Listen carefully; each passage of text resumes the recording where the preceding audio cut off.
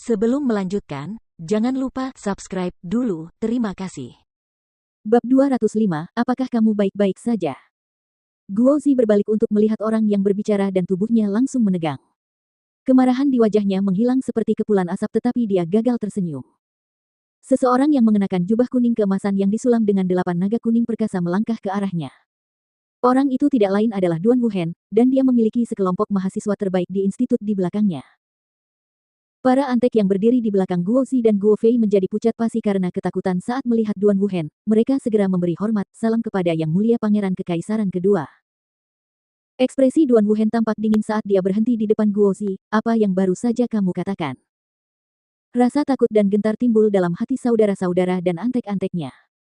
Kesalahpahaman, itu adalah kesalahpahaman, maksudnya, tadi adalah kesalahpahaman. Guozi memaksakan senyum sambil melambaikan tangannya dengan panik, aku tidak menyadari itu kamu. Jika aku tahu, bagaimana mungkin aku berani? Aku tidak akan. Dia memang merasa suara itu terdengar familiar, tetapi dia tidak mengaitkannya dengan Duan Wuhen. Jika dia benar-benar tahu sebelumnya, bahkan jika dia sedang berhadapan dengan rasa sakit batu empedu, dia tidak akan berani membentak Duan Wuhen. Tatapan mata Duan Wuhen seperti pisau tajam saat menyapu wajah kedua bersaudara itu. Di hadapan wajah Guozi dan Guo Fei yang menakutkan, dia berjalan mendekat dan berhenti di depan Huang Xiaolong. Di hadapan Huang Xiaolong, ekspresi Duan Wuhen berubah drastis bagaikan siang dan malam. Ia lalu bertanya kepada Huang Xiaolong sambil tersenyum lebar, Saudara Xiaolong, apakah kamu baik-baik saja? Saudara Xiaolong, kamu baik-baik saja. Semua orang di sekitar merasakan seperti disambar petir surgawi dari surga ke-9, setiap orang menjadi linglung dan kaku. Mata Guozi dan Guo Fei membelalak kaget saat mereka menatap Pangeran Kekaisaran kedua Duan Wuhen dengan tak percaya. Apa yang baru saja dikatakan Pangeran Kekaisaran kedua Duan Wuhen? Kakak Xiaolong. Dia benar-benar memanggil Huang Xiaolong, kakak. Suara Duan Wuhen terdengar lagi, mereka tidak membuatmu takut, kan? Tepat saat pertanyaan itu keluar, Duan Wuhen bergegas menjelaskan dirinya sendiri, tidak, maksudku adalah, apakah mereka mengganggumu?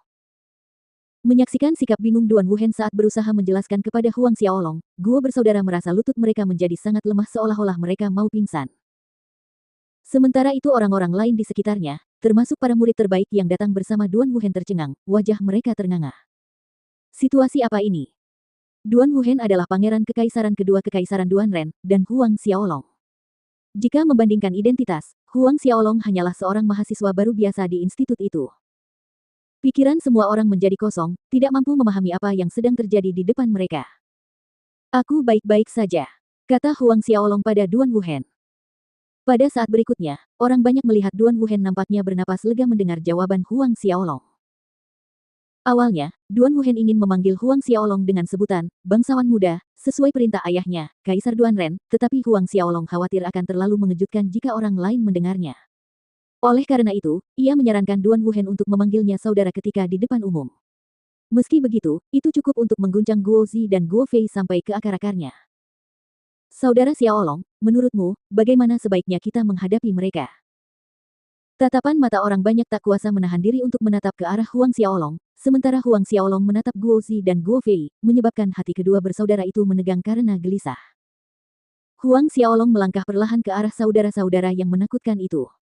Huang. Guozi panik, tergagap saat mencoba berbicara namun tidak ada kata yang tepat. Bagaimanapun, Duan Wuhen memanggilnya saudara, dan sepertinya dia tidak memenuhi syarat untuk memanggil Huang Xiaolong, saudara, seperti yang dilakukan Duan Wuhen. Guo Fei tidak bernasib lebih baik dari Guozi. Berhenti di depan mereka, kata-kata Huang Xiaolong dingin, aku sudah memberimu kesempatan kemarin. Wajah Guozi dan Guo Fei yang sudah pucat pasi pun memudar. Namun, pada saat berikutnya Guozi tiba-tiba berlutut sambil menangis, Saudara Xiaolong, ini salah kami. Tolong beri kami kesempatan lagi. Baiklah, kami tidak akan berani melawanmu lagi di masa depan. Guo Fei pun mengikuti dan berlutut, memohon dengan putus asa. Sayang sekali, sudah terlambat. Suara dingin Huang Xiaolong memotong tangisannya. Guozi dan Guo Fei membeku, lalu ketika mereka ingin mengatakan sesuatu lagi, telapak tangan Huang Xiaolong bergerak cepat dan menghantam dada mereka. Guo bersaudara meratap saat tubuh mereka melengkung di udara lalu jatuh ke tanah, berguling hingga menabrak dua pohon tua yang tampak 100 meter jauhnya. Suara ledakan yang memekakkan telinga terdengar, kedua pohon kuno itu bergetar dan bergoyang seolah-olah hendak tumbang. Beberapa saat kemudian, kedua pohon kuno itu roboh dan menimpa. tepat kedua orang yang ada di bawahnya. Tuan muda, teriak antek-antek Guo bersaudara. Namun, saat mereka bergegas keluar untuk membantu, niat pedang yang mengerikan menebas jalan mereka, memotong celah panjang dan tipis di tanah. Para antek itu melompat mundur dengan cepat karena takut. Niat pedang yang mengerikan itu berasal dari Duan Wuhen. Sambil menarik tangannya, Duan Wuhen berkata dengan dingin, siapapun yang berani mendekat, mati saja. Mati. Karena itulah tidak ada satupun antek Guo Brothers yang berani maju. Laut Kiku. Saudara Guo yang terjepit di bawah dua pohon kuno tiba-tiba berteriak melengking. Serangan telapak tangan Huang Xiaolong sebelumnya menyerang dengan akurat dan telah memengaruhi Laut Qi mereka, menghancurkan mereka. Laut Qi adalah tempat penyimpanan dan pengumpulan Qi pertempuran di dalam tubuh. Jika Laut Qi hancur, konsekuensi yang merusaknya tidak sulit dibayangkan. Pada titik ini, orang banyak akhirnya menyadari bahwa Laut Qi Guo Zi dan Guo Fei telah lumpuh. Hasil ini meningkatkan ketakutan yang muncul di antara para antek bersaudara itu. Bahkan saat dia melihat Guo Zi dan Guo Fei yang menjerit, wajah Huang Xiaolong tidak terganggu. Udara mematikan memenuhi area itu. Saudara Xiaolong, kita. Pada saat ini, Duan Wuhen datang dan bertanya. Ayo pergi. Duan Wuhen tertegun, tetapi dalam hati, dia menghela napas lega. Dia pikir Huang Xiaolong benar-benar akan membunuh kedua Guo bersaudara. Identitas Guo Zi dan Guo Fei berbeda dari murid keluarga Guo pada umumnya. Jika keduanya benar-benar mati, masalah yang terjadi selanjutnya tidak akan mudah diselesaikan. Baru setelah Huang Xiaolong dan Duan Wuhen pergi, antek-antek Guo Zi dan Guo Fei bergegas ke sisi mereka dan membawa mereka pergi untuk mencari bantuan. Tak lama kemudian, berita tentang Laut Qi Guo Zi dan Guo Fei yang dihancurkan oleh Huang Xiaolong telah menyebar seperti burung liar di Institut Duanren. Dalam waktu kurang dari sehari, berita ini telah mengguncang institut seperti tsunami. Kau tidak salah dengar, Pangeran Kekaisaran kedua benar-benar memanggil Huang Xiaolong sebagai saudara. Siapakah identitas asli Huang Xiaolong ini? Bukankah mereka mengatakan dia berasal dari keluarga kecil di kerajaan Luotong? Dan pengawalnya, Zhao Su, sebenarnya adalah seseorang dengan kekuatan yang sangat dekat dengan alam Sein. Sekarang Laut Qi Guo Zi dan Guo Fei telah hancur, aku ingin tahu bagaimana reaksi keluarga Guo. Suara-suara diskusi bergema di hampir setiap sudut Institut Duanren.